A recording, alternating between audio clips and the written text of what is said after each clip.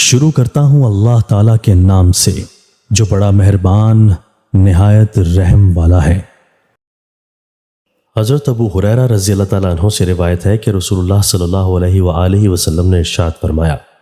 ہر مسلمان دوسرے مسلمان کا بھائی ہے، اس پر کوئی ظلم و زیادتی نہ کرے، اور جب وہ اس کی مدد و اعانت کا محتاج ہو تو اس کی مدد کرے، اور اس کو بے مدد کے نہ چھوڑے، اور اس کو حقیر نہ جانے، اور نہ اس کے ساتھ حقارت کا برتاؤ کرے۔ کیا خبر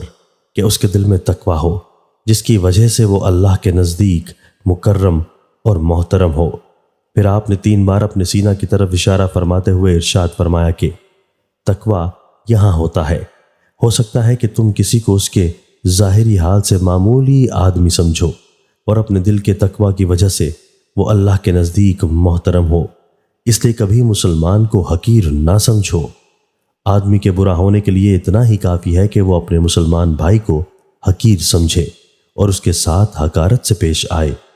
مسلمان کی ہر چیز دوسرے مسلمان کے لیے قابل احترام ہے، اس کا خون، اس کا مال اور اس کی آبرو،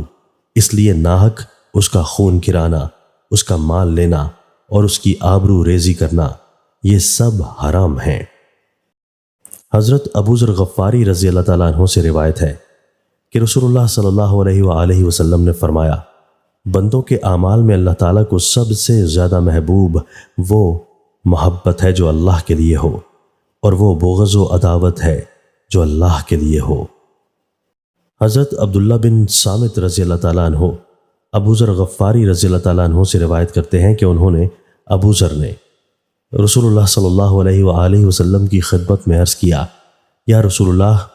ایک آدمی ہے، اس کو اللہ کے خاص بندوں سے محبت ہے،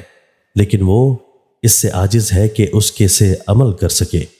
تو اس بیچارہ کا انجام کیا ہوگا؟ رسول اللہ صلی اللہ علیہ وآلہ وسلم نے ارشاد فرمایا، ابو ذر،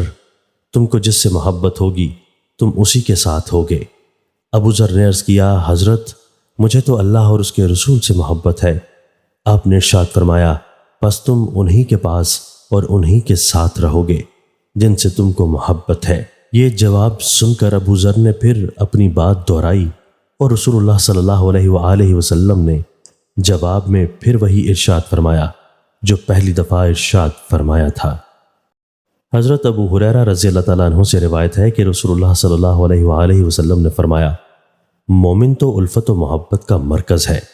اور اس آدمی میں کوئی بھلائی نہیں جو دوسروں سے الفت نہیں کرتا اور دوسرے اس سے الفت نہیں کرتے۔ تشریح: مطلب یہ ہے کہ بندہ مومن کو انس و محبت کا مرکز ہونا چاہیے کہ وہ خود دوسروں سے محبت کرے اور دوسرے اس سے محبت کریں اور مانوس ہوں۔ اگر کسی شخص میں یہ بات نہیں ہے تو گویا اس میں کوئی خیر نہیں، نہ وہ دوسروں کو کوئی نفع پہنچا سکے گا اور نہ دوسرے لوگ اس سے نفع اٹھا سکیں گے۔ اس حدیث میں ان خشک مزاج متقشد حضرات کے لیے خاص سبق ہے جو سب سے بے تعلق رہنے کو ہی دین کا تقاضا سمجھتے ہیں، اور اس لیے وہ خود دوسروں سے مانوس ہوتے ہیں اور نہ دوسروں کو اپنے سے مانوس کرتے ہیں۔ البتہ مومن کی یہ محبت و الفت اور دوسروں سے مانوس ہونا اور ان کو اپنے سے مانوس کرنا سب اللہ ہی کے لیے اور اس کے احکام کے تحت ہونا چاہیے۔